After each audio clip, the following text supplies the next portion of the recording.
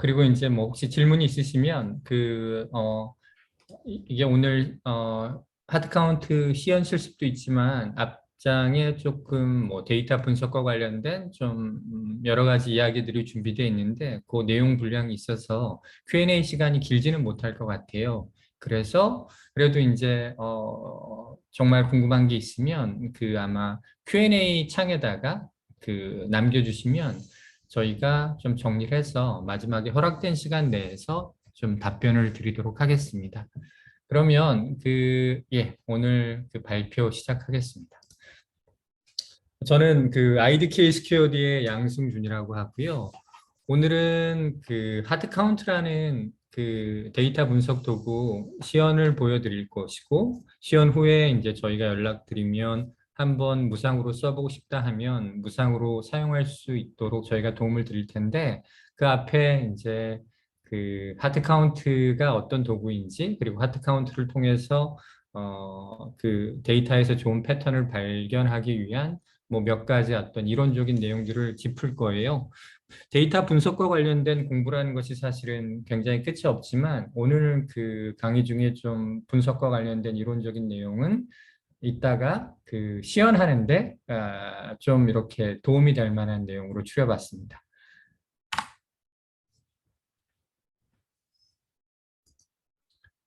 그 데이터와 관련된 사실은 뭐 많은 약속과 희망, 기회들을 이야기하지만 그 현업이라고 하면 그 분석이 본연의 업무가 아닌 현업들한테는 그 분석이라는 게 결국엔 자기가 하는 일을 더 잘할 수 있는 것, 아니면 못하던 일을 새롭게 할 수 있는 것, 아니면 과거에 10시간 걸리던 일을 1시간 할 수 있는 것. 그러니까 이 슈퍼 마리오에서 저 파이어 플라워 먹으면 굉장히 우리가 강력해지는 것처럼 그 하드 카운트는 그런 이제 도구일 뿐이고 그 도구의 기능이 중요한 것 같지는 않아요. 그 도구를 가지고 여러분들이 어떤 일을 하고 어떤 문제가 해결되는가가 중요할 것 같아요. 그래서 제가 이제 데이터 히어로라는 키워드를 가지고 온 것은 그 저희 제품이 중요한 게 아니라 제품으로 여러분이 할 수 있는 데이터와 관련된 상상, 그리고 인사이트, 그리고 문제 해결이 중요하다.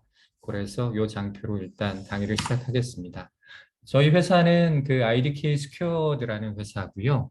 그 한 국내와 일본에서 사업을 하고 있고 한 업력은 이제 한 7년 정도 된 회사고 그 I don't know what I don't know에 보면 이제 IDK가 반복이 돼서 IDK 스퀘어드라고 사명을 짓게 되었고 저희 회사는 그 데이터와 관련된 사업을 주로 하지만 사업의 핵심은 하드카운트라는 그 현업용 오그멘티드 애널리틱이라고 했는데 기존에 이제 애널리틱이 시각화 중심이었다면 오그멘티드 애널리틱은 좀 고급 분석을 현업들이 쉽게 할 수 있도록 좀 이렇게 증강형 분석이라고 이해해 주시면 될 것 같아요. 그래서 패턴을 자동으로 찾아준다든지 아니면 그 패턴에 대한 해석을 자연어로 좀 이렇게 제공해서 그 이해를 돕게 한다든지 그런 툴이라고 이해하시면 되겠습니다.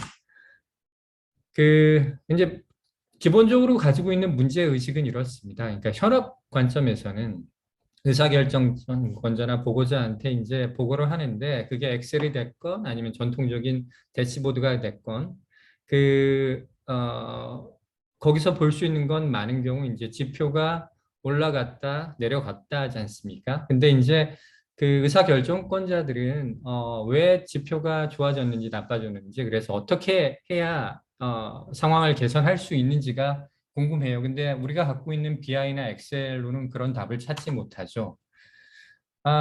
그래서 이제 조직이 크다면 분석가 조직한테 그런 것들을 의뢰하긴 하는데 많은 경우에 이제 분석가들은 그 모델링이나 자동화의 영역에 집중하고 있고 또 이제 굉장히 그 뭐랄까요 그 사람들하고 일하는 것이 쉽지 않습니다. 왜냐하면 사용하는 언어도 다를 뿐더러 도메인 지식이 다르기 때문에 그래서 이제 제가 갖고 있는 문제의식은 뭐냐면, 현업이 다루는 데이터가 크지도 않고, 굉장히 그렇게 뭐 복잡하지는 않지만 상대적으로, 여전히 이제 그 데이터가, 에서 패턴을 찾는 작업이 최적화되어 있지는 않다.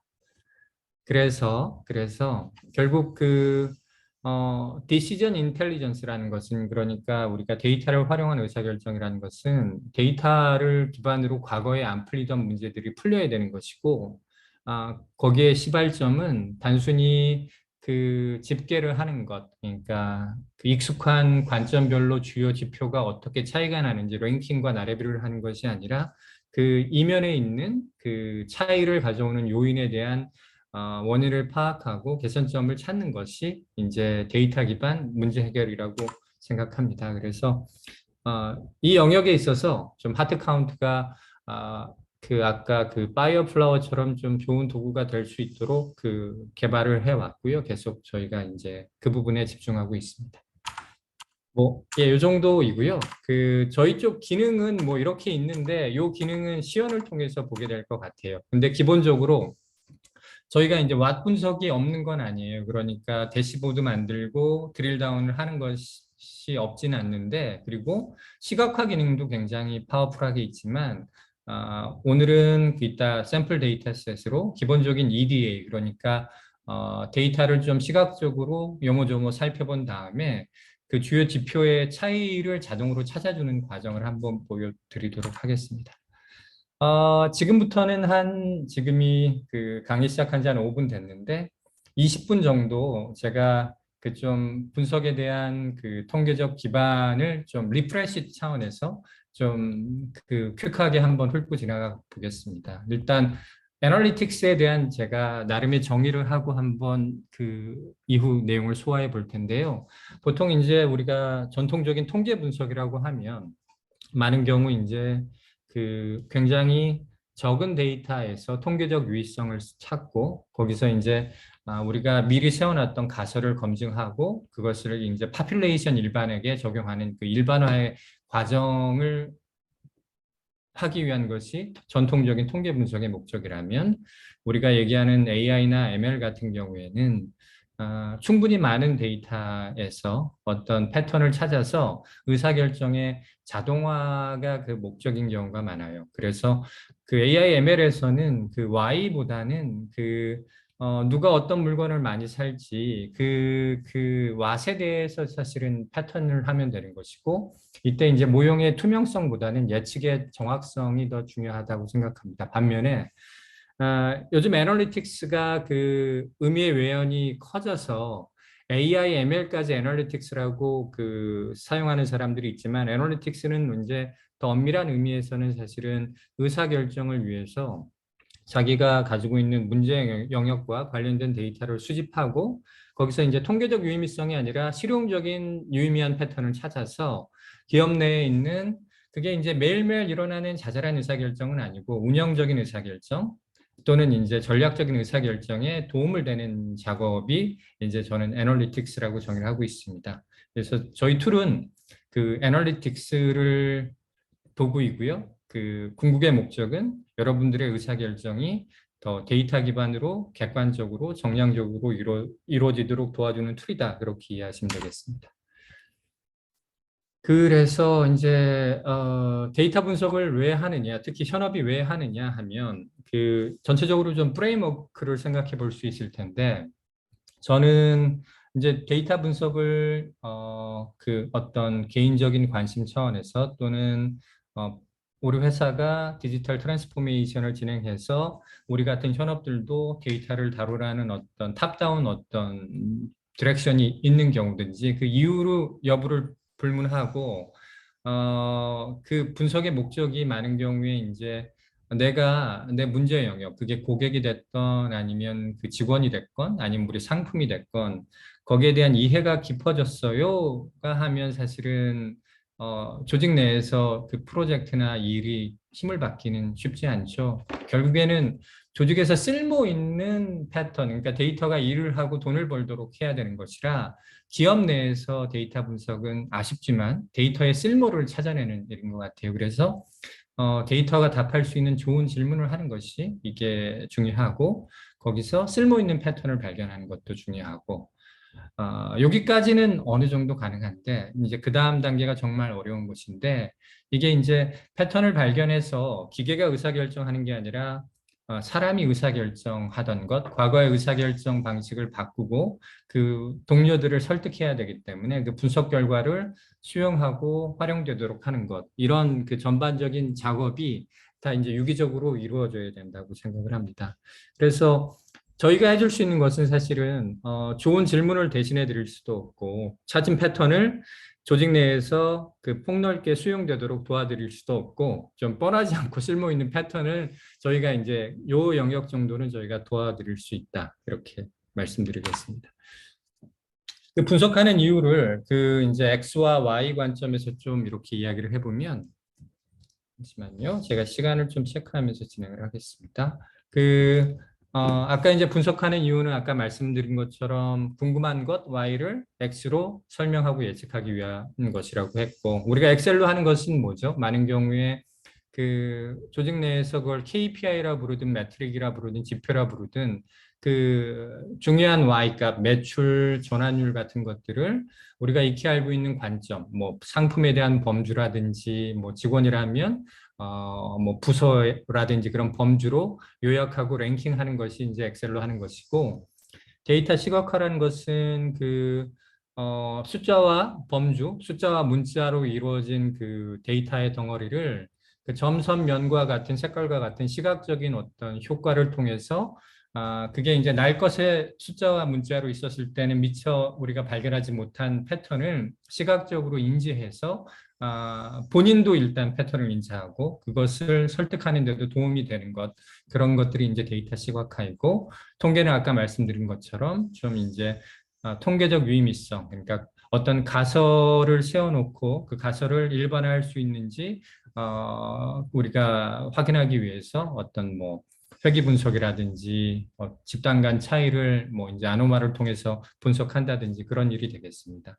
그리고 기계학습은 이게 두 가지 측면이 있어요. 이게 예측 중심의 분석이냐, 모델링이냐, 설명 중심의 모델링에 따라서 예측 중심의 모델인 경우에는 의도적으로 좀 모형이 복잡한 것을 써서 설명력은 떨어지지만 예측이 높은 모형을 만드는 케이스가 있고, 그렇지 않고 우리가 그 패턴을 찾는데 이게 단순히 예측력 중요한 게 아니라 우리가 사람이 미처 못 찾았던 해석이 가능한 패턴을 찾기 위해서 좀 설명 중심의 모형을 하기 위해서 익히 알려진 뭐 선형회귀 분석이라든지 의사결정 트리라든지 그런 것들을 통해서 설명 중심 모형을 만들기도 합니다. 똑같은 얘기고요. 지금 앞으로 한 15분 정도 어떤 얘기를 할 거냐면, 그래서 이제 EDA 얘기를 할 것이고, 말미에 그 설명 중심의 모델링을 설명하기 위해서 회귀 분석을 할 거예요. 그리고 지금 이론적으로 그 다룬 내용들은 그 실습에서 바로 하드카운트 툴에서 이제 실질 데이터로 여러분들이 보게 되기 때문에 좀 뭐 기본 개념이 어렵지 않으니까 그냥 같이 한번 쫓아와 주시면 좋을 것 같습니다. 그래서 EDA라는 얘기는 많이 들어보셨을 텐데 그게 이제 전통적인 통계적 분석의 장르에서 뭐 기술 분석이다, 탐험 분석이다 이렇게 나누었는데, 결국에 제가 생각하는 EDA는 뭐냐면 모델링을 제외한 대부분의 데이터 작업이 EDA라고 생각을 합니다. 그러니까 거기 이제 분리 포인트로 나와 있는 것처럼 데이터의 구조, 모양을 좀 이렇게 검색을 하고 데이터의 품질도 좀 여기서 드러나게 되겠고요. 데이터를 요약한다는 것은 평균을 내고 뭐 썸을 내고 뭐 그런 것들이 데이터를 요약한다는 말이고, 시각화하고 그 데이터를 요모조모 살펴보는 과정에서 어떤 가설도 세우게 되고, 다만 우리가 모델링하는 것, 그러니까 데이터에 담겨 있는 패턴을 어떤 수치화하고 그런 일을 제외한 모든 그 작업들이 EDA 탐험 분석이라고 생각을 하고, 하드카운트는 그 스마트 EDA 기능이 있고 아주 설명 중심의 모델링 기능이 있다, 그렇게 이해하시면 될 것 같습니다. EDA는 뭐 요 세 가지를 기본적으로 하는 거예요. 그러니까 요약을 하는 것이고, 요약을 한다는 것은 그 결국에 주어진 데이터를 누구한테 설명을 해야 되는데 그 개별 셀에 있는 내용을 읊을 수는 없으니 지역별로 매출은 평균적으로 얼마고요, 이렇게 요약을 해야 되는 것이고, 그리고 비교하는 거죠. 서로도 그러니까 북부 지역과 남부 지역은 매출 분포에 이런 차이가 있었어요. 그러니까 서로 다른 범주 간에 우리가 관심이 있는 변수가 어떤 차이를 갖는지 평균 분포를 비교하는 작업이 되겠고, 그리고 이제 숫자 변수 간의 관계.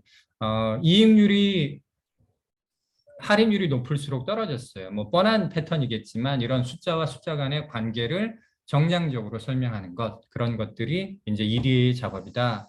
이렇게 이해하시면 되겠습니다. 데이터는 기본적으로 이제 숫자와 문자로 나누는데, 더 정확히는 이제 숫자와 범주로 나누는데, 여기서 더 세부적으로 또 그 갈래가 나누어지지만, 그냥 숫자는 숫자라고 이해하시면 되겠고, 범주는 그 순서형 변수와 명목형 변수 정도로 나뉜다는 것을 이해하는 것은 뭐 의미가 있다고 봅니다. 그 명목형이라는 것은 영어로 이제 nominal이라고 하는데, 이게 nominal은 그 name에서 파생된 그 형용사로, 그러니까 그냥 구분하기 위한 어떤 이름인 거죠. 그러니까 그 홍팀, 백팀, 청팀처럼. 그러니까 서로 다른 범주 간에 우열이 없는 경우 이제 명목형 변수라고 하고, 오디널은 서로 다른 범주 간에 이제 명백한 서열이 있는 거예요. 그건 이제 데이터가 스스로 그 서열을 인지하고 있는 것은 아니고, 사람이 그 데이터가 쓰이는 맥락 내에서 범주 간에 순서가 있는 것이고, 영어 단어도 오더, 순서의 형용사형인 걸 알 수 있습니다. 그러니까 가장 대표적인 걸로 뭐 서베이의 레이팅 같은 것, 그죠? 그러니까 1, 2, 3, 4, 5. 많은 경우 이게 사실은 숫자가 아니라 이게 서로 다른 범주인 것이거든요. 그리고 곡과 S, A, B, C, D 같은 거. 그러니까 그렇게 나뉜다. 그렇게 이해하시면 되겠습니다. 그리고 이제 숫자와 숫자 간의 관계를 보는 것은 상관관계를 보는 것이고, 영어로는 correlation이라고 하는 것이고, 이 코릴레이션을 시각화하는 가장 대표적인 방법은 스캐터 플롯이에요. 스캐터 플롯이라는 것은 두 개의 변수를 x축과 y축에 놓고 개별 그 관측값을 이렇게 그냥 찍은 것이죠. 개별 포인트로. 그러다 보면 그 오른쪽에 있는 2번처럼 우리가 관심 있는 두 개의 변수가 그 시험 보기 전날 마신 커피 잔수와 그 다음날 시험 점수와라고 하면 좌측 상단에 있는 것처럼 굉장히 높은 상관관계를 갖게 되는 케이스도 있고, 보면 R이 0.96이라고 나와 있는데, R은 이제 상관계수라고 부르는 그 두 숫자형 변수 관계의 세기를 나타내는 거예요. 이게 R이 1이면 완벽한 직선이 되겠고, 그 옆에 있는 것처럼 마이너스 0.96. 그러니까 커피를 많이 마실수록 점수가 떨어지는 음의 상관관계를 갖는 경우도 있겠고, 그것보다는 0.78 정도. 이것도 이제 뭐 굉장히 강한 상관관계라고 할 수 있는데, 아, 6잔을 먹는다고 그 무조건 오르는 건 아니지만, 여기 보시면 6잔 먹었을 때에 40점 맞은 사람이 있고 4잔 먹었을 때 60점 맞은 사람이 있으니까 무조건 더 잘하는 건 아니지만 그래도 경향성이 강하게 존재하는 것이죠. 그죠? 이런 것들이 이제 상대적으로 강한 관계라고 보시면 되겠고, 맨 아래에 있는 것처럼 R은 0, 그러니까 패턴이 없는 경우도 있습니다.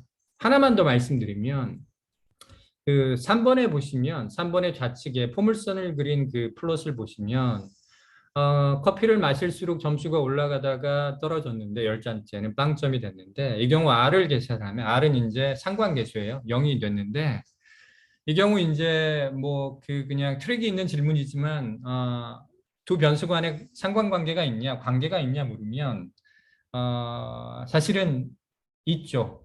있는데 어떤 관계가 있냐면 비선형적 관계가 있는 거죠. 근데 R이 0이 나온 이유는 R은 직선적 관계밖에 찾지 못하는 거예요. 그래서 R이 0이라는 얘기는 두 변수 간에 선형적인 관계가 없다는 얘기지 비선형적인 관계가 나올 수도 있어요. 제가 이 얘기를 드리는 이유는 선형외기 분석에서 숫자와 숫자 간의 분석을 하면 그 이렇게 비선형적인 패턴인 경우에는 찾지 못하는 경우가 있어요. 왜냐하면 선형외기 분석이라는 것은 결국 두 숫자 변수 간에 최선의 직선을 걷는 건데, 이 경우 직선을 그을 수가 없지 않습니까? 그래서 이런 경우에 이제 또 다른 그 해법은 이 마신 잔수를 숫자형 변수인데 이걸 범주로 바꾼 다음에 분석을 하면 패턴이 나오는 경우도 있어요. 그 얘기도 이제 말미에 드릴 것이고,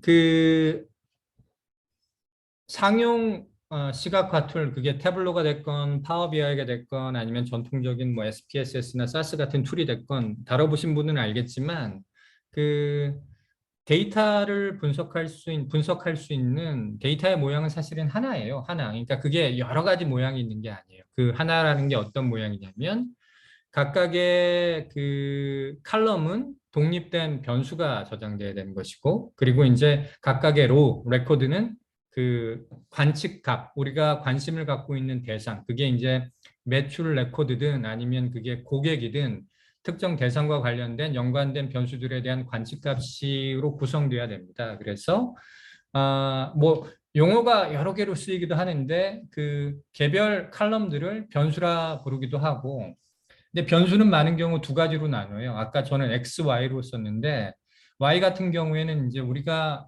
계산하고 싶은 변수, 더 잘 이해하고 있는 변수. 그래서 그것을 타겟 또는 이제 전통적인 진영에서는 종속 변수라고 부르기도 하고, 그 사회과학에서는 뭐 리스판스라고 부르기도 하고, X는 그 피처라고 부르기도 합니다. 그러니까 머신러닝 하는 사람들은. 그리고 독립 변수, 뭐 인풋, 프리딕터, 애트리뷰트, 속성 여러 가지 이름으로 불리지만 결국에는 Y가 있는 것이고 그 나머지는 X다 이렇게 이해하시면 될 것 같아요. 그리고 각각의 레코드, 그 열은 아니 행은 observation 관측값, 뭐 샘플 이렇게 부른다. 이 정도로 이해하시면 되겠습니다.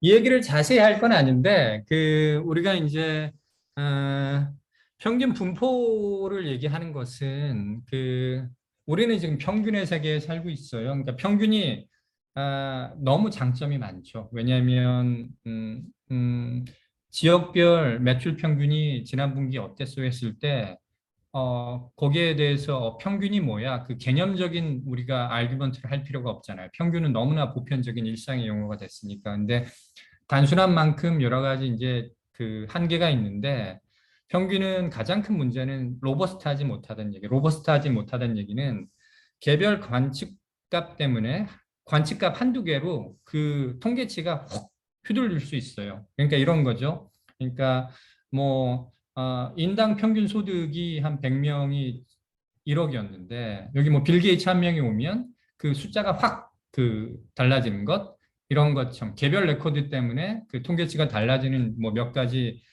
제한을 갖고 있기 때문에 우리가 평균은 보고할 때 평균을 쓰는 것은 맞는데 분포를 보는 습관을 들여야 됩니다. 근데 전통적인 엑셀이나 그런 태블로 같은 시각화 툴은 분포를 잘 보여주지 않아요. 그래서 하트 카운트를 통해서 분포를 보는 법도 좀 설명을 드리겠습니다. 그리고 이제 이 얘기도 이제 간단히만 언급할 것인데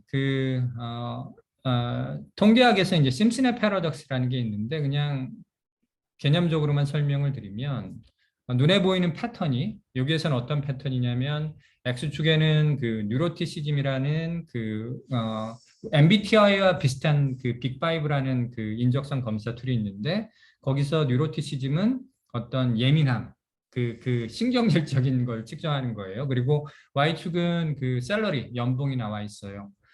두 가지 변수 간의 패턴은 어떻습니까? 더 신경질적일수록 돈을 더 많이 번다는 양의 상관관계를 갖는데 심슨의 패러독스는 모집단을 하위 그룹으로 나눴을 때 패턴이 역전되는 경우를 심슨 패러독스라고 해요.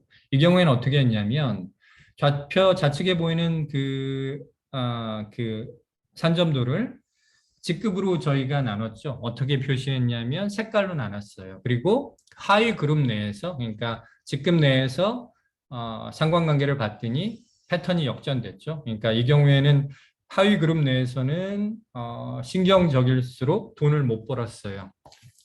이 얘기는 무슨 얘기냐면 평균도 마찬가지고 우리가 이제 익숙한 관점으로만 봐서는 그 사실은 한 번 더 쪼개면 전혀 다른 패턴이 나올 수 있는데 놓치는 경우가 있어요. 이 이유는 뭐냐면 사람이 두 가지 관점 이상을 보는 거가 익숙치 않아요. 그것은 이제 우리가 인지적인 문제의 제약이기도 하지만 그 시각적인 도구를 이제 사용하는데 아직 그 익숙하지 않아서 그래요. 그래서 좀 세 가지 그 관점 을 통해서 좀 기존에 익숙했던 패턴을 좀 나눠 봐서도 그 패턴이 유지되는지 아니면 역전되는지 그런 것들을 보는 연습도 중요하다고 생각을 합니다. 이 정도로 하겠고요. 제가 어차피 다 소화 못할 줄은 알았는데 그 내용은 조금 준비를 했었고 회계 분석 얘기랑 그 퍼센타일 얘기만 하고 바로 실습으로 들어가겠습니다. 그 퍼센타일과 이 비닝 얘기는 실습을 위해서 꼭 아셔야 되는데 퍼센타일은 여러분들이 이제 일상에서 쓰시지만 이걸 그 개념적으로 이렇게 잘 그 맥락을 이해 못 하시는 분들이 있어서 한번 짚고 넘어가겠습니다. 그러니까 예를 들어 우리 반에 20명이 있는데 내 키가 그 지금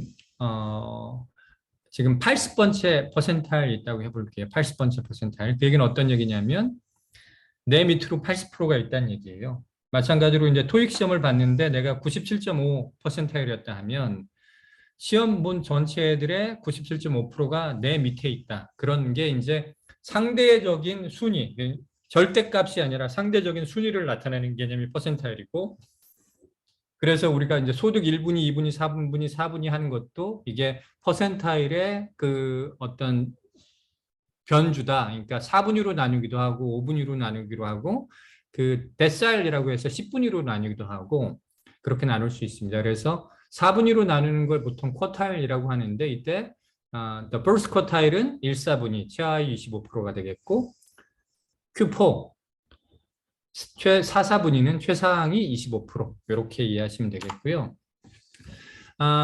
비닝은 역으로 뭐냐면 비닝이라는 것은 마찬가지로 숫자형 변수를 그 범주형 변수로 쪼개는 방식의 하나인데 퍼센타일 같은 경우에는 어떻게 쪼개냐면 그 레코드 수 기준으로 쪼개거든요. 그래서 이 경우에 보세요. 이 경우에는 퍼센타일을 5개로 나눴지 않습니까? 그래서 최하위 20%인 20번째 퍼센타일까지 나누고 그 다음에 40, 차상위 그리고 중간 쪽에 있는 60번째 퍼센타일 이렇게 나눴는데 이때는 각각의 퍼센타일에 들어가는 레코드 수가 동일해요. 그러니까 하위 20%. 근데 반면에 우리가 비닝을 한다는 것은 그 개수로 나누는 게 아니라 레인지로 나누는 거예요. 그래서 20에서 23, 24에서 27 그러니까 동일한 그 빈 사이즈, 구간 크기로 나누는 경우다. 이 경우에는 굉장히 직관적이고 이해하기 쉽지만 예를 들어서 20에서 23 빈 사이즈에는 아무도 없을 수 있는 거예요. 그래서 요 비닝과 퍼센타일 개념 이렇게 정도만 이해하시고 실습 때 다시 한번 언급하도록 하겠습니다.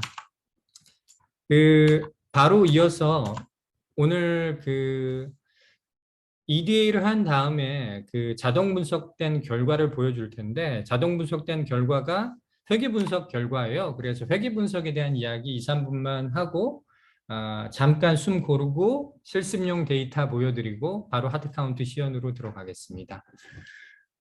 선형회계 분석은 기본적으로 리그레션 모델이에요. 여기서 이제 약간 언어적으로 헷갈릴 텐데 모든 머신러닝 모델은 크게 이제 리그레션 모델과 클래시피케이션 모델로 나뉘어요. 이때 그 기준의 어떤 그 분리하는 기준은 Y가 숫자인 경우에는 리그레션 모델, 그리고 Y가 범주인 경우, 그러니까 남자, 여자, 이탈자, yes, no 이런 식으로 범주인 경우에는 분리형 모델을 쓴다.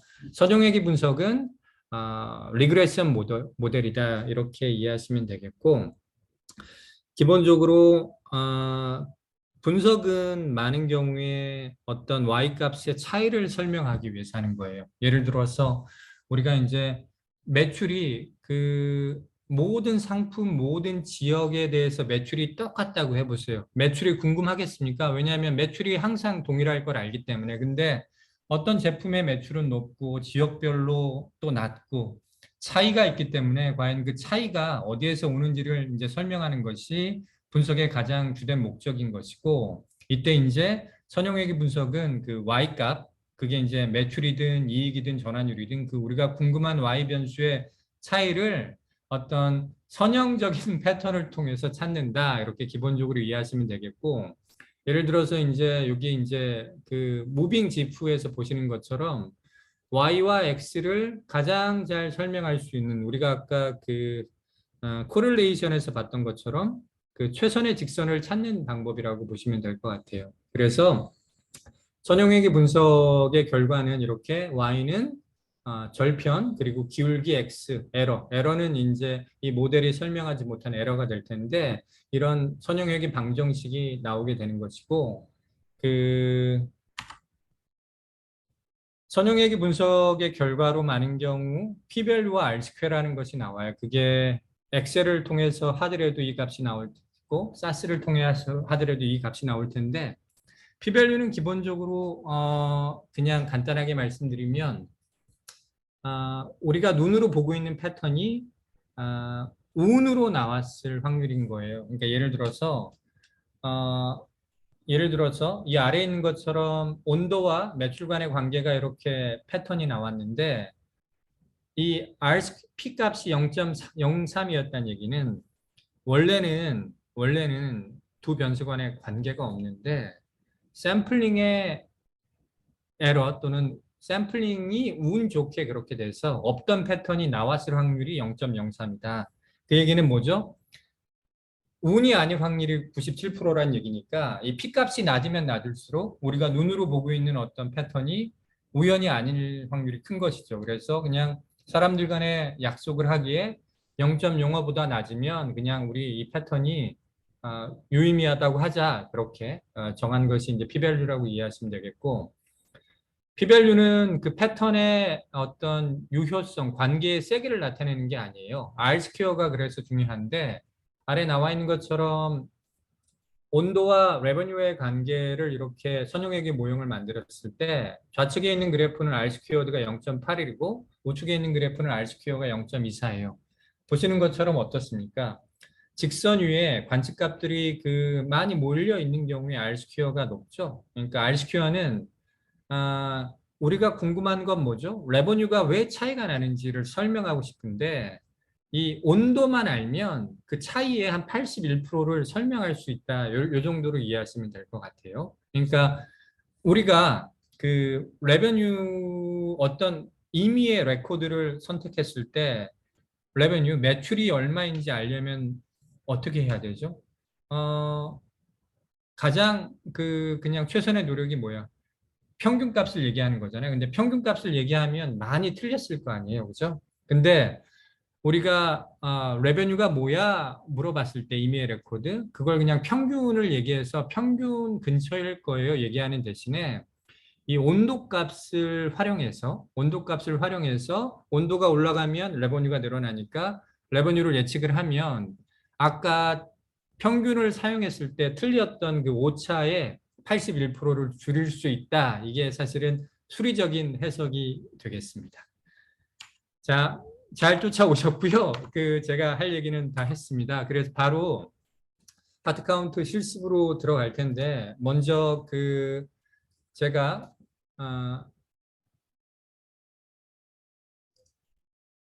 샘플에 사용할 데이터 먼저 보여드리고 바로 시연으로 들어가겠습니다. 혹시 혜수님, 지금 저는 제 화면하고 다른 건 보이지 않아서 뭐 오디오 같은 것 문제 없이 잘 들리나요? 네, 잘 진행되고 네, 있습니다. 알겠습니다. 오늘은 의도적으로 아주 간단한 데이터셋을 준비했고요. 관심이 있으신 분들은 샘플 데이터는 강의 후에 공유해 드리도록 할 텐데, 보험과 관련된 보험 청구금과 관련된 데이터라고 생각하시면 될 것 같아요. 시연 시간이 짧을 거고, 그리고 이제 패턴이 이 데이터셋은 약간 비현실적으로 잘 들어가 있어서 교육용으로 적합해서 이 데이터셋을 골랐고, 기본적으로 변수는 총 9개네요. 일단 보험을 청구한 사람의 나이가 있고, 그리고 성별이 있고, BMI는 체질량 지수죠. 몸무게를 키의 제곱으로 나눈 그래서 어떤 비만도를 나타내는 어떤 지표라고 보시면 되겠고, 스텝스 퍼 데이는 이 사람이 뭐 만보계를 통해서 얼마나 많이 활동량이 있는지를 측정한 지표라고 보면 되겠습니다. 그리고 자녀의 수, 그리고 흡연 여부, 그리고 사는 곳, 그리고 실제 이제 뭐 의료 청구 비용, 이 비즈니스 맥락이 아주 중요하진 않을 거예요. 우리는 그 시연 연습용으로 하는 것이니까. 그리고 인슈런스 클레임은 실제 그 보험 청구가 있었는지 없었는지 여부인데, 여기 보시는 것처럼 노인 경우에도 청구액이 있지 않습니까? 그래서 이 뭐 최근 6개월 내에 보험 청구가 있었던 경우 뭐 이렇게 이해하시면 될 것 같아요. 그래서 요 데이터셋을 가지고 그 EDA를 할 것이고, EDA라고 하는 것은 시각적인 방법을 통해서 과연 높은 의료 청구비에 영향을 주는 변수들이 뭔지, 뭐 흡연이 과연 그 차이를 갖고 오는지, 아니면 여러 변수의 조합이 갖고 오는지를 찾아보고, 하드카운트가 자동으로 찾은 패턴을 해석하는 것을 한번 진행해 보겠습니다.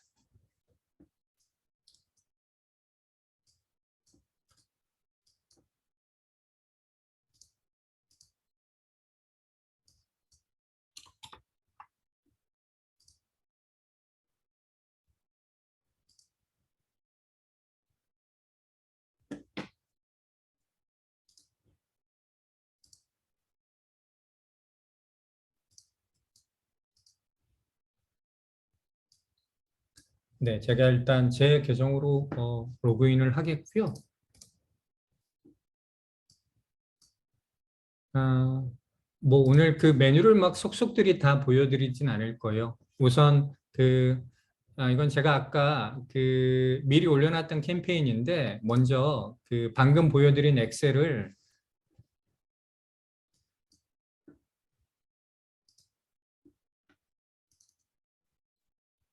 제가 드래그 앤 드랍해서 이쪽에다가 가져다 놓겠습니다. 그래서 샘플 인슈런스를 가져다 놓겠고요. 잘못했네요. 예. 그리고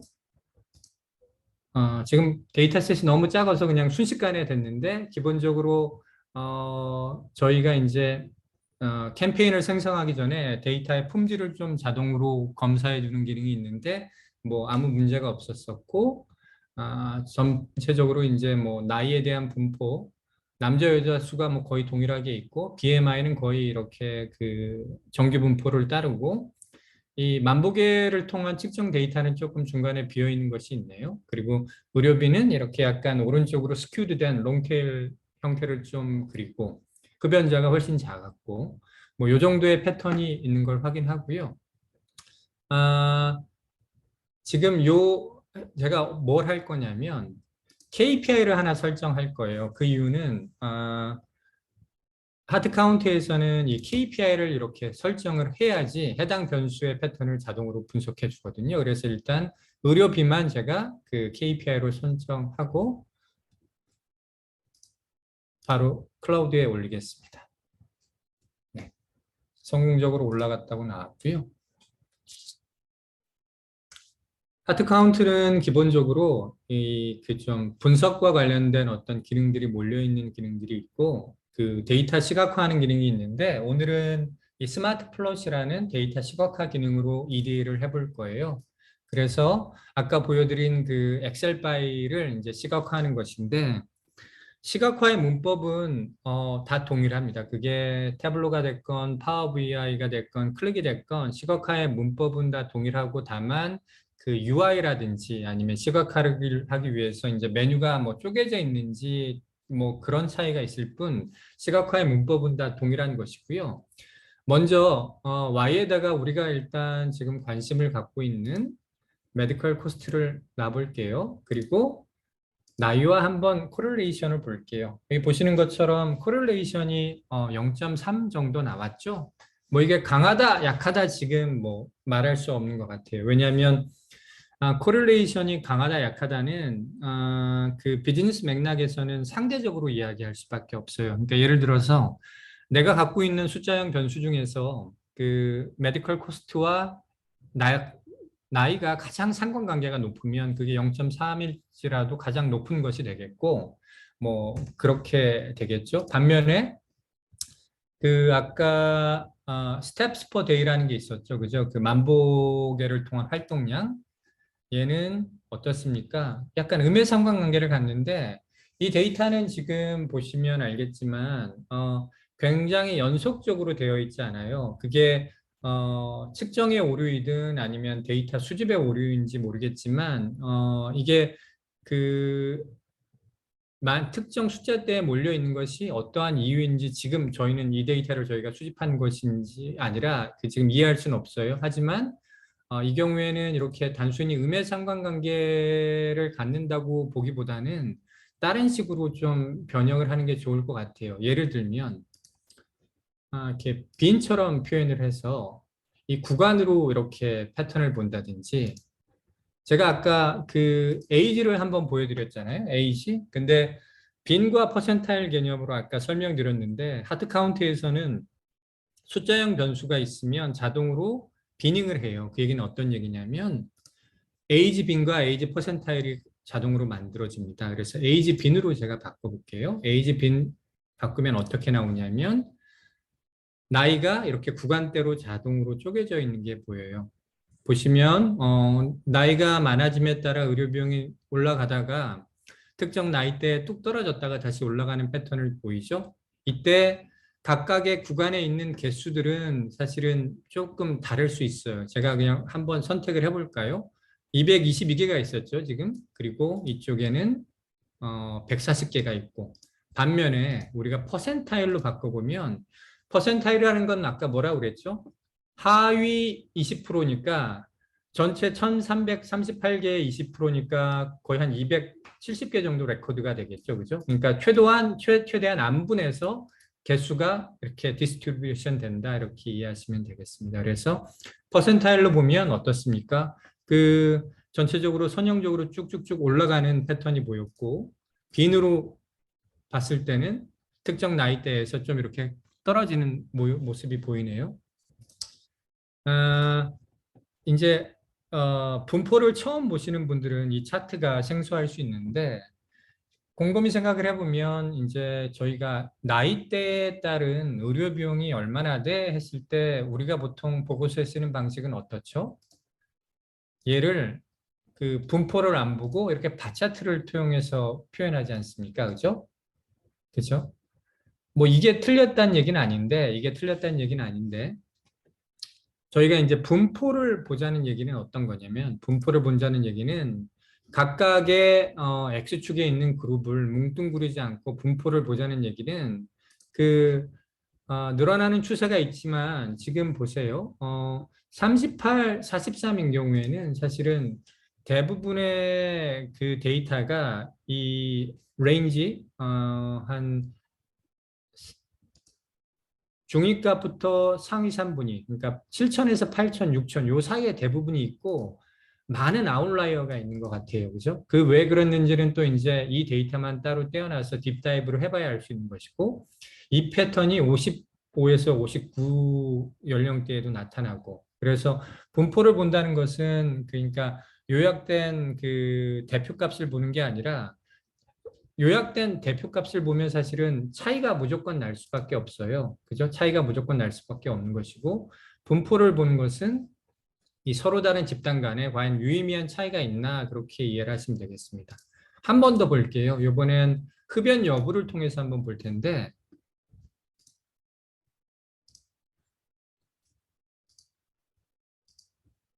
그 저희가 보통 비흡연자와 흡연자 간의 의료 비용을 분석한다고 하면 어떻게 하겠습니까? 아까처럼 단순히 이렇게 평균을 비교하겠죠. 그래서 흡연자는 평균이 의료 비용이 32,000달러였고요. 비흡연자는 10,000달러였어요. 이렇게 얘기할 수 있겠고 분포를 본다는 얘기는 무슨 얘기냐면 사실은 흡연자임에도 불구하고 굉장히 의료 비용이 낮았던 친구들도 있고 비흡연자임에도 불구하고 의료 비용이 굉장히 높았던 친구들도 있다. 하지만 당신이 두 집단 간에 그 차이가 있냐고 묻는다면 통계적으로는 차이가 있다고 하겠다.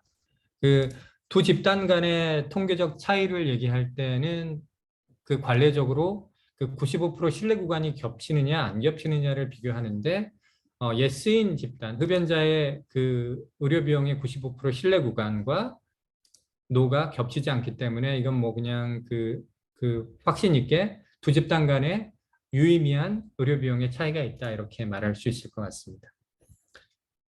그래서 EDA가 뭔지는 이제 좀 감을 잡으셨죠. 그래서 근데 지금 한 것이 문제가 뭐냐면 지금은 변수 개수도 많지 않고 하니까 그리고 패턴도 굉장히 명확하니까 우리가 이런 수동 분석을 통해서 패턴을 찾을 수 있는데 그렇지 않고 Y와 관련된 변수가 뭐 100개, 200개라면 우리가 이걸 다 수동으로 분석할 수가 없어요. 그래서 결국엔 아까 제가 말씀드린 것처럼 항상 보던 익숙한 관점 그리고 변수를 쪼개보는 것도 게을리하다 보면 그러니까 뻔하지 않고 정말 쓸모 있는 패턴을 못 찾을 수 있는데 그래서 이제 하트 카운트에서는 이 요인 분석을 누르면 저희가 이제 모든 경우의 수에 대해서 가설 없이 다 분석을 한 다음에 통계적으로 가장 유의미하고 실용적인 패턴을 자동으로 찾아주는 기능이 있습니다. 그래서 일단 개별 변수 차원에서는 흡연 여부가 의료 비용의 차이를 가장 잘 설명하는 변수이고요. 그리고 그 다음은 얼마나 많이 걸었는가가 의료 비용 차이를 잘 설명해요. 그 다음은 나이가 중요하겠고요. 뭐 이런 식으로. 그리고 변수 두 개의 조합은 흡연 여부와 나이의 조합으로 여기 보시면 R 스퀘어가 0.7이잖아요. 의료 비용의 차이를 한 70% 정도는 설명할 수 있어요. 뭐 이렇게 나오는 것이죠. 보시는 것처럼 비흡연 그룹과 흡연 그룹의 차이가 있는데 각각의 색깔은 나이가 커질수록 지금 진하게 그라데이션이 됐는데 개별 집단 내에서도 그러니까 흡연 집단 내에서도 나이가 높아지면 의료 비용이 높아졌고 그렇지 않은 집단에서도 나이가 높으면 의료 비용이 높아지는 이런 패턴을 가졌다. 뭐 이렇게 할 수 있고 만약에 이거 해석도 어렵다 하면 저 익스플레이너라는 화면을 통해서 좀 더 도움을 받을 수 있어요. 예를 들면 여기 보시는 것처럼 스모커 이게 이제 변수명이 이렇게 됐으니까 흡연 여부와 나이가 가장 중요합니다. 그래서 흡연 여부가 yes고 나이가 59세 이상이었을 경우에 의료 비용이 평균보다 27,000달러 높았습니다. 뭐 이런 식으로 설명해 주는 기능이 있습니다. 하트 카운트 기능을 설명드리기 위해서 일단 제가 기본적인 EDA부터 어떻게 이제 우리가 스마트 디스커버리 패턴을 자동으로 찾는 기능을 통해서 패턴을 찾을 수 있는가 보여드렸고요. 오늘 1시간 정도 준비를 했었고 초반에 한 3분 정도 늦게 시작했지만 한 50분 정도 소화한 것 같아요. 그래서 어, 뭐 이거 말고도 정말 알차고 소개해드리고 싶은 기능이 많지만 오늘은 요 정도로 마무리를 하겠고 혹시 혜수님 Q&A 중에 저희가 좀 이렇게 제가 답변을 했으면 좋겠다 하는 내용이 있었나요? 아니면